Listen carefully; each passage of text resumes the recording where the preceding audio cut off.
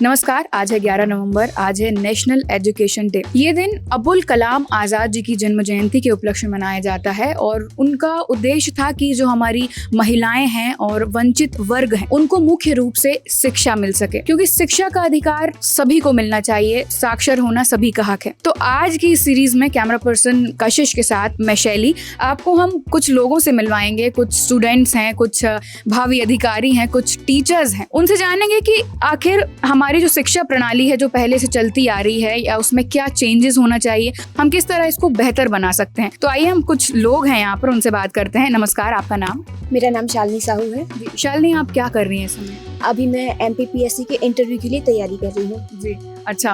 तो हमारी भावी अधिकारी हैं दोनों। मुझे ये बताइए कि जैसा आप जानते हैं कि 11 नवंबर नेशनल एजुकेशन डे है, तो हमारी जो शिक्षा प्रणाली चलती आ रही है, आप सभी ने पढ़ाई की है, आप लोग जान रहे हैं, वो बेहतर जानते होंगे मुझे लगता है। तो ऐसे क्या चेंजेस आप लोग चाहते हैं कि हम अपनी शिक्षा प्रणाली को और बेहतर बना सकते हैं? मैम, यदि भी वर्तमान में देखें तो न्यू एजुकेशन पॉलिसी 2020 लागू की गई है और इससे पहले भी समय समय में जब हमारा देश आज़ाद हुआ तो एक नई एजुकेशन पॉलिसी लाई गई। 1986 में फिर न्यू एजुकेशन पॉलिसी लाई गई। तो जैसे जैसे देश विकसित हो रहा है, विकासशील से विकसित की ओर बढ़ रहा है, वैसे वैसे जो एजुकेशन सिस्टम है उसमें भी लगातार परिवर्तन हो रहे हैं। यदि अभी वर्तमान में देखें तो शिक्षा को डिजिटलाइजेशन के साथ जोड़ा जा रहा है। सभी सरकारी स्कूल में कंप्यूटराइजेशन किया जा रहा है। तो ये सरकार का एक बहुत अच्छी पहल है ताकि बच्चों को एक नॉर्मल शिक्षा के साथ साथ एजुकेशनल जो डिजिटल शिक्षा है वो प्राप्त हो सके। यदि स्कूल की बात करें तो ऐसा कोई करियर गाइडेंस नहीं मिला और इसके लिए मतलब सरकार प्रयास कर सकती है। जैसे कि अभी स्कूलों में एक अलग से स्पोर्ट्स पीरियड लगाया जाता है, तो ऐसे भी करियर गाइडेंस की जो क्लासेस हैं वो लगाई जा सकती हैं। और यदि मेरी बात करें तो मुझे फैमिली और फ्रेंड से ही जो जानकारी है वो प्राप्त हुई है। जी, तो जैसा कि इन्होंने बताया कि फैमिली फ्रेंड से इन्हें करियर गाइडेंस की जानकारी मिली, इन्होंने अपना पाथ चुना और ये अब MPPSC मेंस लिख चुकी हैं और इंटरव्यू के लिए सिलेक्टेड हैं। तो मैं आपसे जानना चाहूंगी, आपका नाम क्या है? शिवानी कौरव। शिवानी, ये बताइए कि आप क्या चाहती हैं कि हमारे जो एजुकेशन सिस्टम है उसमें इस वर्तमान में क्या नीड है, क्या बदलाव लाने चाहिए जो बच्चों के लिए, जो स्टूडेंट्स हैं उनके लिए बेहतर साबित हो सके? जी मैम, मैं हॉलिस्टिक एजुकेशन अप्रोच जो रहती है जिसमें हमारे जो सब्जेक्ट हैं उसके अलावा जो को करिकुलम एक्टिविटीज़ रहती हैं उनको भी सभी स्कूलों में समान रूप से लागू किया जाए ताकि इनमें भी बच्चे अपनी प्रतिभा प्रदर्शित कर सकें। साथ ही जो वोकेशनल एजुकेशन होता है जो कि न्यू एजुकेशन पॉलिसी के माध्यम से बताया गया है उसको प्रॉपर तरीके से इम्प्लीमेंट किया जा सके ताकि जो बच्चे हैं वो एक बेहतर करियर देख सकें। चूँकि अभी वर्तमान में ऐसा होता है कि हम 12th के बाद या जब हम ग्रेजुएशन कर लेते हैं उसके बाद करियर ऑप्शन ढूंढते हैं। तो यदि हमारे पास प्रारंभ से ही एक कौशल होगा तो उसके आधार पर हम अपने भारत को विकसित और समृद्ध बना सकेंगे। तो हमारे साथ कुछ यंग टीचर्स हैं, चलिए उनसे बात करते हैं। मैम, पहले गुरुकुल चलते थे, आज तो अपन जो इंडियन सिस्टम सोचते हैं, एजुकेशन सिस्टम इंडियन का है ही नहीं है, ये तो ब्रिटिशर्स दे के गए थे।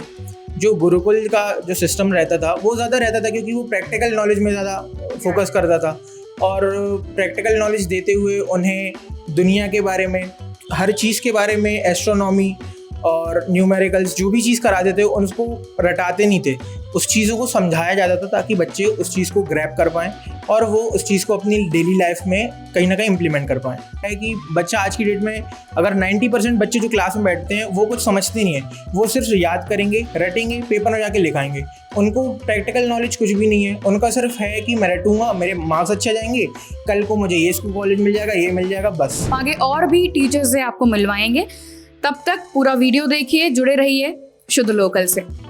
मैम, मैं देखता हूँ कि जो हमारी भारत सरकार है और मध्य प्रदेश सरकार है लगातार प्रयास कर रही है कि भारत के हर एक नागरिक तक शिक्षा पहुँच सके।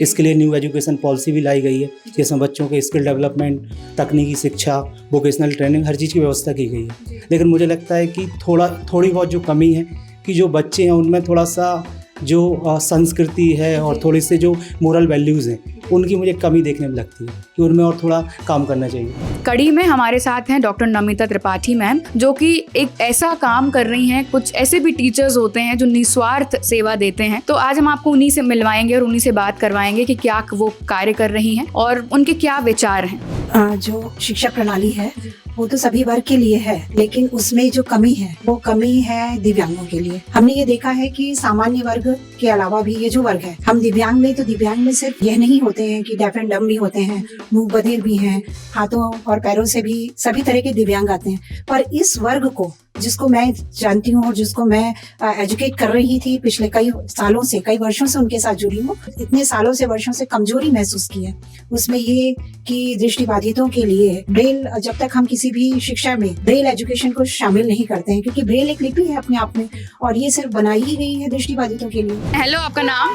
कृष्णा चतुर्वेदी। जब स्टूडेंट्स 9th और 10th क्लास में होते हैं, उनको करियर का ऑप्शन चूज करने रहते हैं, तो उनको स्कूल वाले थोड़े से, मतलब ज़्यादा स्कूल वाले नहीं, पर कुछ स्कूल वाले प्रेशराइज करते हैं कि आप ये प्रोजेक्ट बनाइए, आप एनुअल फंक्शन में, मतलब ये चीज़ें भी ज़रूरी है, पर मतलब बहुत ज़्यादा तो फिर बर्डन लगने लगता है, तो ये एक चीज़ दिक्कत है। स्कूल में जैसे अभी मैं 9th स्टैंडर्ड में हूँ, तो स्कूल में इतना हाई लेवल की स्टडीज़ नहीं होती जितने की मतलब मेरे को ज़रूरत है।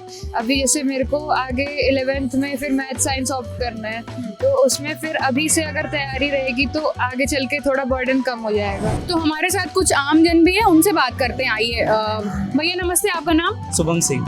भैया आपने पढ़ाई की होगी, कहाँ तक पढ़े हैं? हमने तो ज़्यादा नहीं, 10th क्लास पढ़े हैं। अच्छा। और 11th तक पढ़ाई किए थे, तो एग्जाम कुछ खराब हो गया था, तो उसकी वजह से छोड़ दिए थे, क्योंकि 2 पेपर खराब हो गया तो पास होने के चांसेस नहीं है। पढ़ाई क्यों छोड़ी, क्या लगता है आपके शिक्षकों ने अच्छे से आपको नहीं पढ़ाया या आप नहीं पढ़ पाए? शिक्षकों का गलती नहीं है, वो बेचारे बहुत अच्छे थे, बहुत अच्छे पढ़ाई किए। हम लोग की गलती है, हम लोग वो जो एज होता है ना, उसमें समझ नहीं पाते हैं कि हमको कैसे पढ़ना है, हमने थोड़ा लापरवाही किया। जैसा कि भैया ने कहा कि कई ऐसे वंचित वर्ग हैं जिनको शिक्षा अभी भी उस तरह नहीं मिल पाती और किसी वजहों से उन्हें अपनी शिक्षा बीच में ही रोकनी पड़ती है या वो उस तरह जारी नहीं रख पाते हैं। मौलाना अबुल कलाम जी का उद्देश्य भी यही था कि वंचित वर्ग और महिलाओं को शिक्षा मिल सके, उनको साक्षर किया जा सके। हमने जबलपुर के बहुत सारे एक्सपर्ट से और कई लोगों से मिलवाने की आपकी कोशिश की, उनके मन में कई राय थी, कई सवाल थे। अब आपकी बारी है, आपके मन में ऐसी क्या राय है कि हमारे एजुकेशन सिस्टम को बेहतर बनाया जा सकता है? आप क्या चाहते हैं कि गवर्नमेंट किस तरह के नियम कानून लाए या किस तरह के चेंजेस करे जिससे हमारे एजुकेशन सिस्टम को और बेहतर बनाया जा सके?